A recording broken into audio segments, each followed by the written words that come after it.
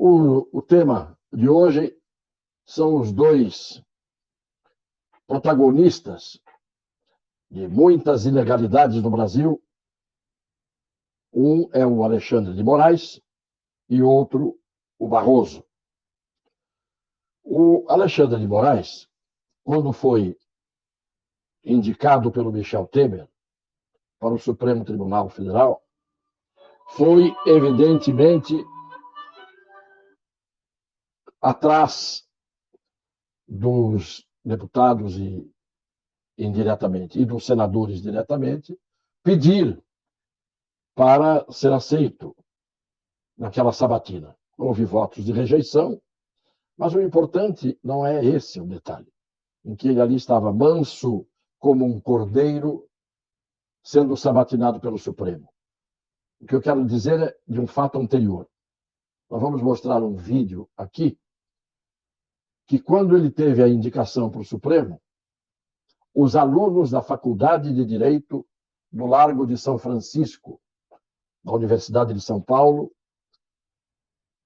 fizeram um abaixo-assinado contra a indicação e a aceitação pelo Senado do nome dele. E não adiantou, mas é importante que vejam o que diz a presidente do centro acadêmico na altura sobre ele.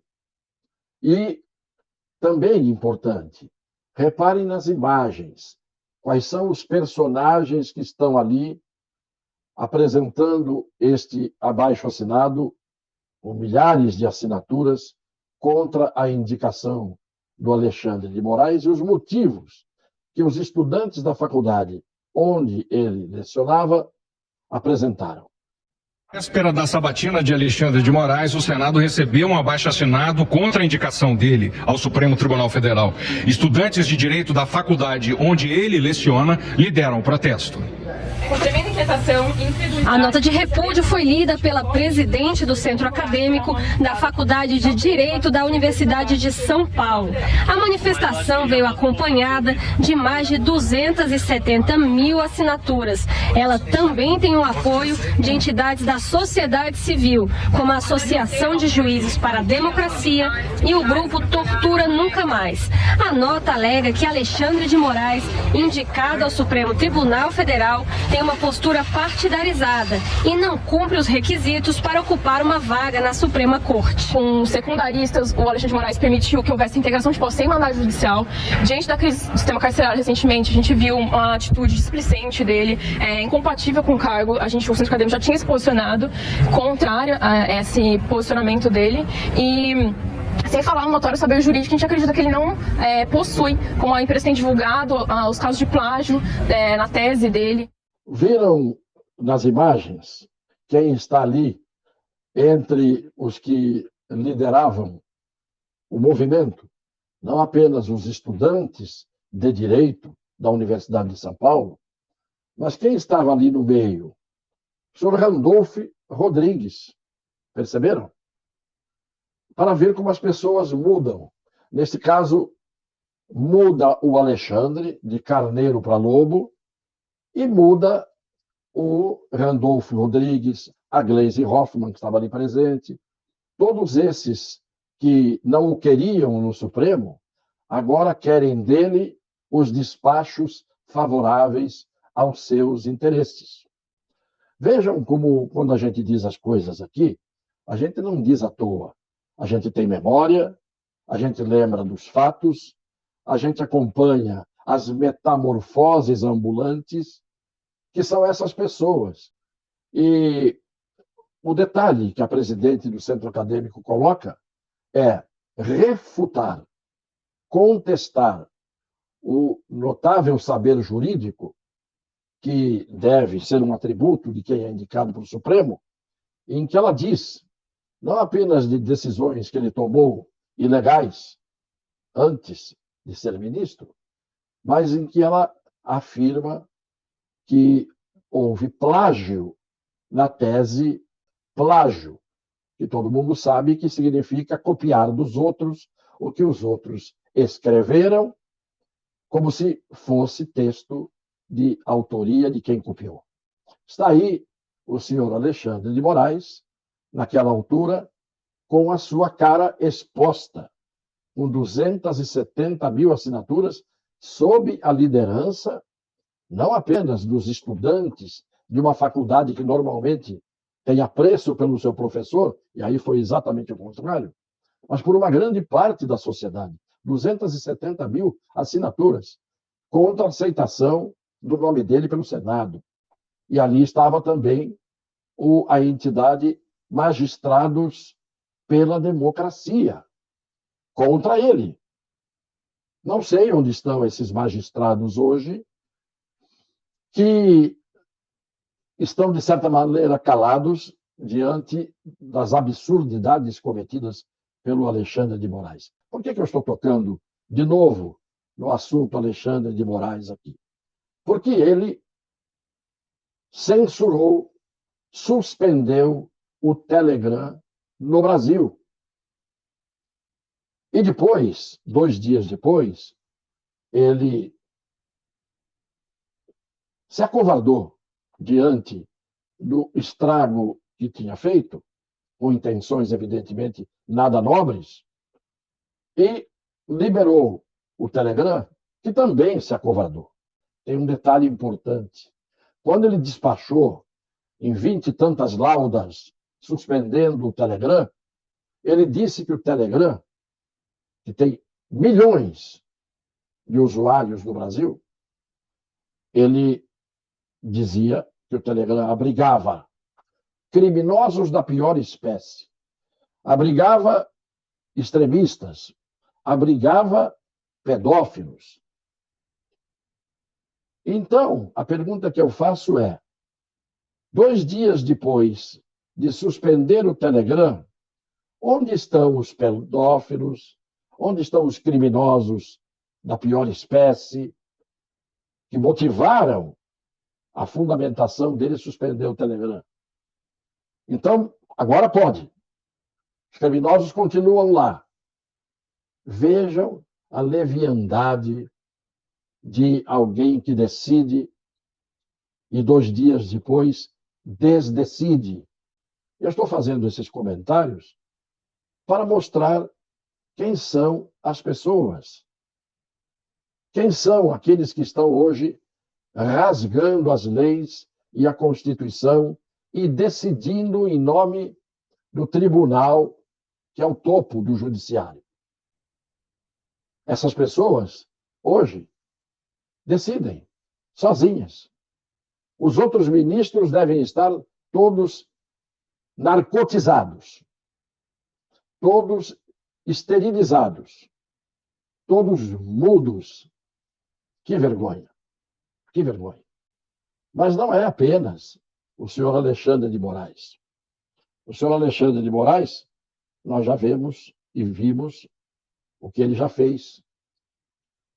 Mas tem o outro, que eu considero ainda mais perverso, porque o Alexandre de Moraes, pelo menos, tem aquela expressão do desequilibrado, do indivíduo que demonstra um certo ódio quando fala sobre determinados assuntos. Mas tem o outro, que tem uma fala mais suave, bem suave, que é o senhor Barroso. O senhor Barroso fez uma palestra, que é a sua especialidade, dentro do ativismo político, partidário, ideológico, no Centro Brasileiro de Estudos Constitucionais. E nessa palestra, ele disse, hoje ou ontem, acho que foi hoje, que o que destrói a democracia não são mais os atos dos generais e dos seus comandados. O que destrói a democracia, segundo ele, são as atitudes de presidentes e primeiros ministros que acabam ameaçando o poder legislativo, que coagem o poder legislativo, que atacam a imprensa e assim por diante. E é isto, segundo ele, o que corrói e destrói a democracia. Disse o nome do Trump, mas evidentemente não era o Trump que ele estava se dirigindo. Esta atitude dele destrói a democracia. Porque a democracia, em primeiro lugar, é algo cuja existência eu questiono. Eu fico com a palavra do sábio, do grande pensador Norberto Bobbio, para quem a democracia está em permanente estado de luta pela sobrevivência. Para quem a democracia está sempre agonizante. E, em muitos casos, ela é puramente uma farsa. Porque ele aponta, antes de tudo, a existência, primeiro, de um duplo Estado. Um Estado que é aquele constituído institucionalmente e um Estado paralelo, que é o Estado que manda, que decide, que faz e que desfaz pelos grupos que o compõem. Nós sabemos muito bem que o poder econômico manda mais do que o poder político, porque manda no poder político. Em segundo lugar, Norberto Bobbio alude ao poder invisível. Esse poder invisível é aquele poder que não é ostensivo, que não aparece como tal, mas que é o poder verdadeiro que toma as decisões dentro de um Estado chamado democrático. Hoje, há magistrados no Brasil inteiro, há brasileiros no Brasil inteiro, há cidadãos no Brasil inteiro que têm medo. E medo de quem? E medo de quê? Medo do Poder Judiciário no seu plano superior. Quando o ministro Barroso diz que os primeiros ministros e os presidentes deveriam ser derrubados quando não tem apoio popular, disse isso hoje. Um ministro de Tribunal Superior, como se fosse um acadêmico de universidade militante, atuante, ativista. Principalmente quando o ministro, deixando de lado as suas funções de julgar, fica fazendo política num ano eleitoral. Estes ministros que não cumprem o seu dever constitucional e institucional. Estou falando contra eles. Não a favor de ninguém, contra eles. Porque quem faz o que eles estão fazendo contra quem quer que seja, faz contra quem quer que seja, inclusive contra qualquer um de nós.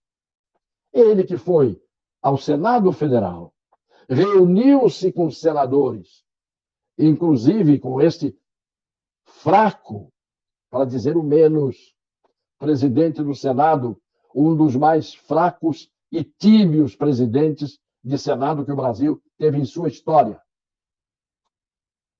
E lá pressionou os senadores, que têm o poder de decretar o impeachment de qualquer ministro do Supremo.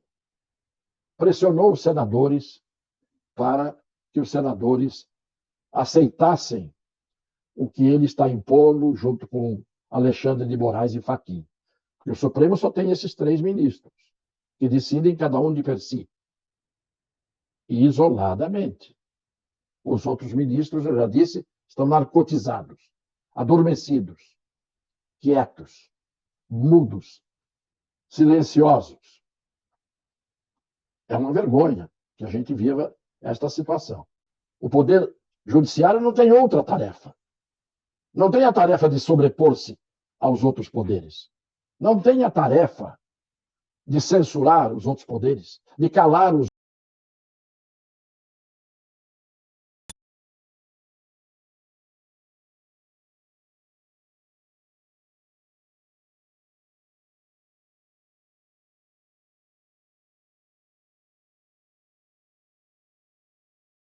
quando alguém descumprisse a Constituição e as leis.